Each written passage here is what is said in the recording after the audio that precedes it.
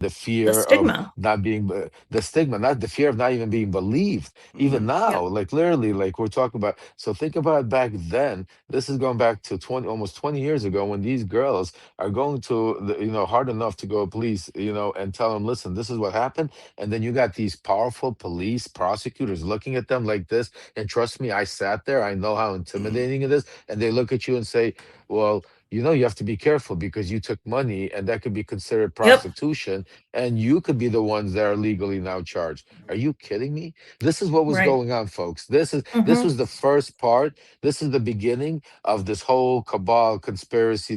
This is where it all started. It is true, and one of the things that you point out there is what Jeffrey Epstein and his team of lawyers, the star team of lawyers, did.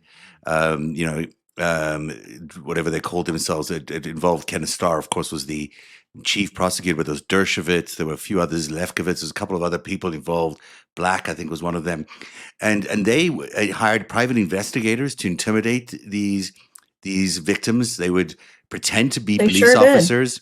They Yep. would try to gain access to these victims' homes in order to figure out what they were going to say, and then afterwards intimidating them. If they said anything, they would get hurt. If they didn't say anything, they'd get wealthy. It was basically that was the thing that they were doing. That's how desperately they were trying to kill this. And at the end of the day, this dream team spent $4 million in defending this state charge of prostitution, and succeeded. They succeeded in burying this.